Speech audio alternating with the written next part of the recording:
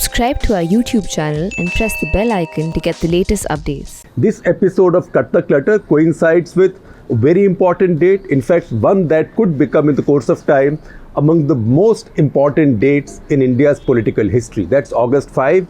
It's not just because that is the day on which Modi government changed the status of Jammu and Kashmir last year, but it's also the date on which now Bhumi Pujan for Ram Janmabhoomi temple at Ayodhya is being carried out. So these were the two big items on the BJP RSS's ideological agenda. Now we are not looking specifically at Bhumi Pujan or what happens at Ayodhya, nor are we going back and examining whether Modi government's changes in Kashmir have been a failure or a disaster or a big success or a masterstroke.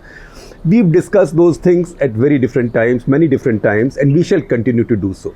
What we'll do today is we'll look at this entire spectrum of changes and give them what I might call the prism test. Just as you say the litmus test, I am now inventing a new metaphor, the prism test. So use all these as a kind of source of light coming in, that is changes in Kashmir, changes in Ayodhya, and some other changes that coincide with the same ideological agenda of the BJP and RSS. Put these through the prism of national politics and see the picture that emerges at the other end. That's what I'm going to do very briefly. But before I do that, I have to also bring back to you a reminder of a message that I give to you, try to share with you every few weeks, which is that I know that you like the journalism we do. I know that our readership is going up, our viewership is going up, our reader engagement is going up. I also know that we have very high quality readers and viewers. And that's the reason in less than 3 years of being there, the print has reached where it has. We are also a very young team. We are such a young team that I can actually find 3 people or several sets of 3 people whose bylines you will know, which means they are active journalists with bylines established, who together will be just about as old as I am. So this is a very young newsroom. Now to keep it going costs money, and to keep it sustainable so that it lasts, it carries on, it's an institution, grows into a redoubtable, durable institution, it needs our readers, viewers to pay for it. So just as you pay for your newspaper, you pay for your cable channels, you pay for Netflix, you pay for Hotstar, you pay for Amazon Prime, you should also pay for your news media, because what you get in return is decent, high quality journalism. Decent, high quality journalism that brings you factual stories, but also gives you a wide, large tent in which there is space for diverse opinion. Fair journalistic institution, it can only be built and it can only sustain if all of you see a stake in it and contribute to it. So please do that, and I'm coming back to the point now. Now, August 5. Think of the temple in your spare time, think of Kashmir in your spare time, as there will be plenty of occasions going ahead. But see what has changed in India. 28 years back, when the mosque was brought down, how many people then said this is an injustice, a temple can't be built in the same place? In fact, there was a strong school that said this mosque should be rebuilt and those who broke it should be punished. That should happen anyway. Supreme Court has also said that those responsible should be tried and should get their punishment. That it's taken so long is a travesty. But that besides. Today, what is the response to this? Today, the Congress party itself is not at all opposing it. Priyanka Gandhi has issued a statement wholeheartedly welcoming it and saying Bhagwan Ram sabke hain, and she's actually signed off that statement with a Jai Siya Ram. Not Jai Shri Ram, but Jai Siya Ram, which is the more old-fashioned, less political slogan, but Jai Siya Ram nevertheless. Similarly, other leaders of the Congress party, Manish Tiwari has issued a video statement congratulating all Vaishnav Jans, as he says, on the beginning of the construction of the temple. Others in the Congress party have welcomed it. Hardik Patel, the newly appointed chief of the Congress party in Gujarat, has actually contributed 21,000 rupees as donation to the construction of the temple. Even Digvijay Singh, Congress party's sort of ultra secularist, if I may say so, although I know him to be a very devout Hindu as well, he has also not opposed the construction of the temple. All he has said is that this is an inauspicious date on which to do the Bhumi Pujan. This could have been done at a more auspicious time. So that's for the Congress. Then you look at the entire opposition in the country, including especially the so-called secular parties, SP, BSP, Mamata Banerjee. None of them has issued a statement against the construction of the temple. In fact, most have already welcomed the judgment of the Supreme Court. The only political leader to have openly questioned it in many ways is Asaduddin Owaisi. And you know, his politics is very sharply and specifically defined by his geography and by his vote banks. But the rest of the politics in the country has fallen in line, as if this is a national project, not just a sectarian project. What does it tell you? Now, we've had many other things happen. We told you we'll have many things pass through this prism. So Kashmir was one. Now you find that even on Kashmir, almost nobody in the opposition, barring the local parties there and sometimes the left, nobody says that abrogation or rendering irrelevant Article 370 was wrong. Everybody is saying what could be done in detail. Even Rahul Gandhi is saying Mehbooba Mufti should be released, but that's a year since she's been in detention. But beyond that, nobody is saying restore the status quo ante going behind August 5 in Kashmir. In fact, most opposition parties in India, including the secular parties, either voted for 377 abrogation or these changes and denial of statehood to Jammu and Kashmir and the split, or walked out. So similarly, now if you see what's happened with the temple, you know that these two issues in a way have been settled as issues that polarized national politics. And national politics cannot run without some kind of polarity. You need polarization in politics, because if there is no polarization, there is no politics. Then you will have partyless democracy, which will be an obscenity, and obscene dictators try things like that. Ziaul Haq, Musharraf. Genuine democracies do not have partyless democracy, and genuine democracies do not have ideology-less democracy. Now we've seen other changes. So again, see other rays of light or other beams of light coming into this prism. Sabrimala. Sabrimala was a verdict by the court, which was a liberal verdict. Now, the Congress party in Kerala did not support that verdict. In fact, they were quite okay with the temple not being opened to women in menstruating ages or women in reproductive ages. Rahul Gandhi, on the other hand, once made a liberal secular statement saying that this was wrong, but soon enough he stepped back and he said that was his personal opinion, and his personal opinion was at variance with his party's opinion in this state.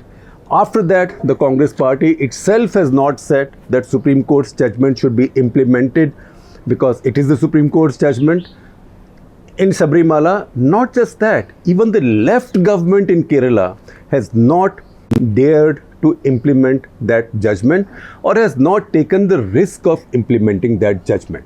So once again, what would have been earlier a polarizing secular communal issue has now become an issue of near unanimity.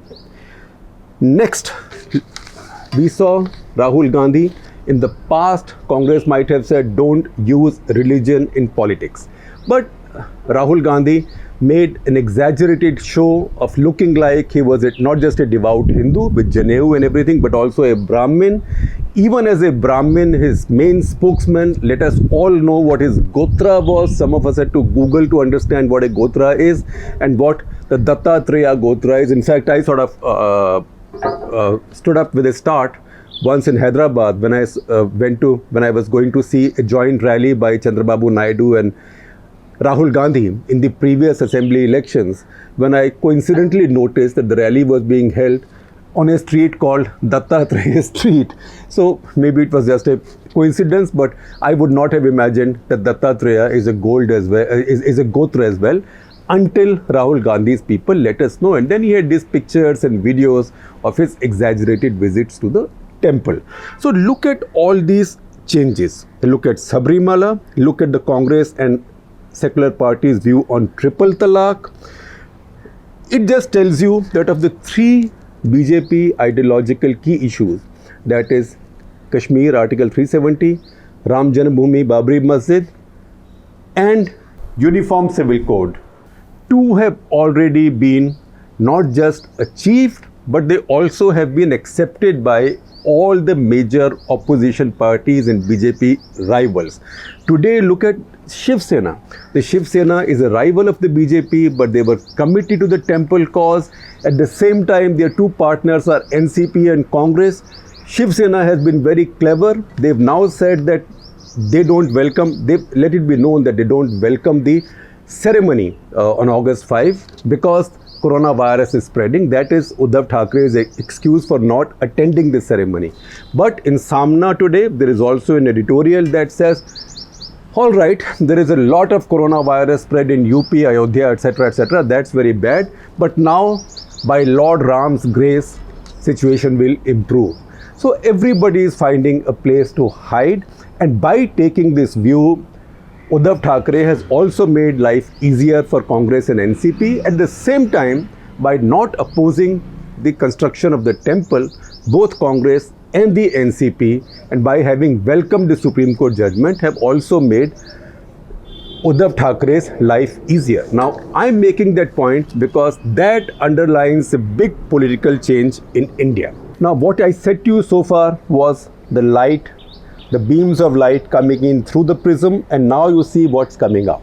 What's coming out is that today you have a politics where Shiv Sena, NCP and Congress can be in a government together, and they can all have a pretty much similar view, maybe a 10-degree separation on Ram Temple and on Kashmir. Once that happens, how far is such a convergence? Uniform Civil Code could be now, because already triple talaq has happened, some other things have happened, more will happen. So increasingly that third one will also become either mainstream, or you might say either everybody will get communalized or everybody will get secularized on that issue as well. So that is the big change that's going on in Indian politics. So that is the big beam coming out at the other end of this prism. Now, if politics needs polarity, what was the polarity now? There were two propositions in Indian politics for a very long time. Indira Gandhi's proposition that came up post Nehru and after she had got rid of the old guard in her party was a combination of nationalism, socialism and secularism, without denouncing Hinduism. She continued to be a devout Hindu, her Rudraksh Mala, she went to temples, she also cultivated Babas and Tantrics, etc., etc., but secular. So nationalism, socialism, secularism. Her era continued. Narasimha Rao tried to make some changes, but he was too much of a lightweight in Congress politics to be able to do so. Rajiv Gandhi was not there long enough, and ultimately he also inherited Indira Gandhi's formula and it continued. So India's politics was then polarized around that formula.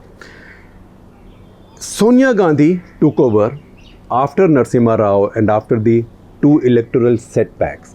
And what did she do? She stuck generally with the same formula, but each one of the three prongs were modified. So nationalism became weaker, not in terms of patriotism, but weaker to the extent that it began to look more to the left. So it became more kind of a leftist view of nationalism. And that's where you can see contradictions came up. For example, when Chidambaram started his big move against the Naxalites in East Central India, the pushback came immediately from the Congress High Command. And it's one of those ironical stories that Binayak Sen was convicted for sedition under the UPA government. Not only the UPA government then went calm on that case and allowed him to get his redemption in a higher court in terms of a stay on his sentence, not acquittal. Congress party also allowed him to be accepted in one of the high-level committees of the Planning Commission at that point. So that showed you how Congress party's view of nationalism had gone way to the left from Indira Gandhi's view of nationalism. This was in the Sonia Gandhi era. So that nationalism got weakened. Second, socialism. Indira Gandhi's kind of socialism got strengthened under Sonia Gandhi. It became more povertarian. At the same time, it got more confused because that was the contradiction between her on the one hand and Manmohan Singh and Chidambaram on the other. That is what we spoke about the other day when we talked about this new internal war within the Congress party. So this socialism was there. That was represented by the National Advisory Committee and couple of the loyalists that Mrs. Gandhi particularly had in the cabinet. And then the other side that believed in growth, the side that had brought in the 1991 economic reform. So that created a confused state of socialism. So weaker nationalism, a more left-oriented nationalism, and a confused and a muddled up socialism. Third thing got stronger. The three attributes: nationalism, socialism, secularism. Secularism got stronger. And how did that got stronger? So Indira Gandhi was never seen to be disowning Hinduism. She was never seen to be anti-Hindu. In this case, through a set of actions, to begin with the repeal of POTA, Prevention of Terrorism Act, which was seen as a concession to Muslim vote banks. Now, I know that if I was an Indian Muslim that feared POTA, I was immediately gifted by UPA something called UAPA, which in many ways was worse than POTA. So there was also hypocrisy in it. But the general impression was that this party believes in a much stronger kind of harder secularism. It was also necessary in 2004 for setting up the first UPA, because to get so many diverse parties together, you needed one, a glue, and second, you needed an excuse. So the excuse was you can't work with BJP, which has Narendra Modi in it, and the glue was this kind of hard secularism. So this could justify the people who really need the Muslim vote: Mulayam Singh, Lalu Yadav, even Owaisi voted for the nuclear deal, if you remember correctly. So that got all of them together. That hard secularism is now gone. Now the BJP, RSS have come up with a new political formulation. And that formulation is hard nationalism, unapologetic religiosity, Hindu religiosity, but unapologetic religiosity, hard nationalism, and its own version of muddled socialism. In this case, earlier socialism was muddled with Manmohan Singh's and Chidambaram's kind of reformist ideas. This socialism is muddled with almost China-like ideas of state capitalism, or a my-baap state that allows some capitalism, the capitalism it likes, to prosper. So the new formulation in Indian politics is nationalism, hard religion, muddled socialism with a lot of distribution, at the same time some ideas of growth, etc. Now anybody who has to fight this combination has to come up with an alternative. And today, if you look at India's opposition parties, no single party or no combination seems to have an idea, because everybody has two of the same slogans, that is nationalism and socialism. On both, they are not any more convincing than the BJP. On religion, no matter how many Janeus Rahul Gandhi wears, he'll not be as convincing a supporter or backer or as trusted a backer of Hindutva. Just because he's seen to be a good Hindu, will not be seen as him being a Hindutva leader as, say, Narendra Modi. And at the same time, the formulation that the BJP RSS now have is now headed by an almighty personality cult, that is Narendra Modi. And that's why you find a lot of confusion in opposition ranks. That's why you find all these statements from Congress people on the temple. That's the reason you found all those muddled statements on Kashmir last year, and that confusion is carrying on even now. That's why you found many other secular parties vote for BJP's amendments on Kashmir or abstain. That's the reason the Chief Minister of Chhattisgarh, it's one of the two states where Congress party has a comfortable majority, he's now building a cow-based economy of his own because he knows which way the wind is blowing. This is the reason that Manish Tiwari, Priyanka Gandhi, Hardik Patel, etc. are saying what they are saying. So right now, the picture on this side is pretty much a reflection of the other. This is not refracting into a new picture. And future will lie now in the opposition. The future will lie with a leader or with a group of leaders who are able to build a new politics, a new formulation to counter this BJP formulation of hard nationalism, hard religion, muddled socialism with state capitalism, but led by an almighty personality cult called Narendra Modi. That's the reason I say August 5 is among the most important dates now in India's political history.